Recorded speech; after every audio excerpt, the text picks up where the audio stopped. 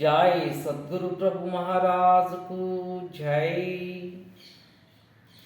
సాధకుడు ముందుగా గ్రహించవలసినటువంటి అంశం ఏమిటి అనగా, తాను బందీనై ఉన్నాను అనేటటువంటి విషయాన్ని ముందుగా తెలుసుకోవాలి.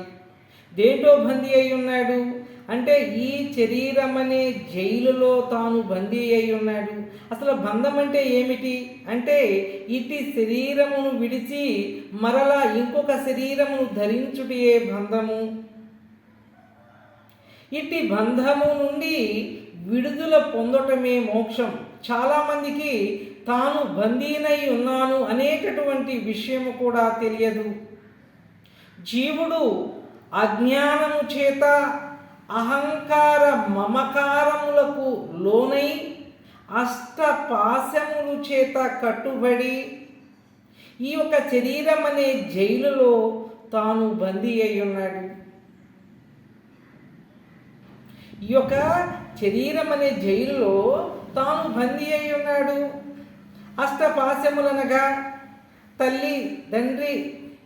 తల్లిదండ్రులు, భార్య, తనయులు, మిత్రులు, ధనము, సహోదరులు, తనువు అంటే ఈ శరీరం అనే పాశములతో తనకు తానే బంధించుకొని బహుజన్మలు పొందుతూ ఉన్నాడు.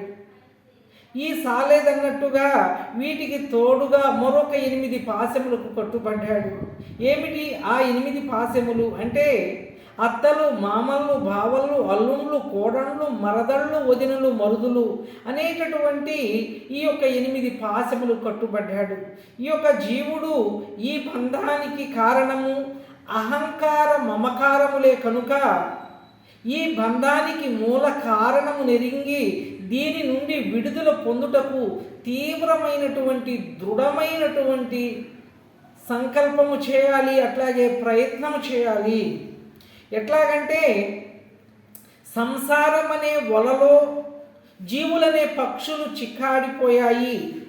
ఆ జీవులనే పక్షులలో ఏ ఒకానొక పక్షో ఈ వల నుండి నేను తప్పించుకోవాలి, ఈ బాధ నేను పడలేదు, ఈ బాధ నేను పడలేను అని తీవ్రంగా ప్రయత్నించినటువంటి పక్షి మాత్రమే తప్పించుకోగలుగుతూ ఉంది.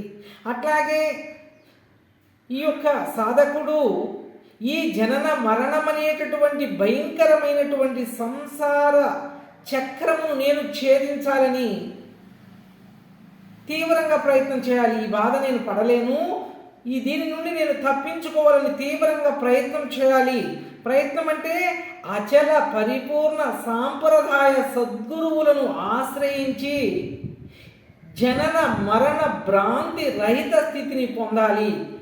అప్పుడే ఈ యొక్క మానవ జన్మకు వచ్చినందుకు ఫలితం దక్కుతుంది. జై అచల సద్గురు ప్రభు మహారాజుకు జై.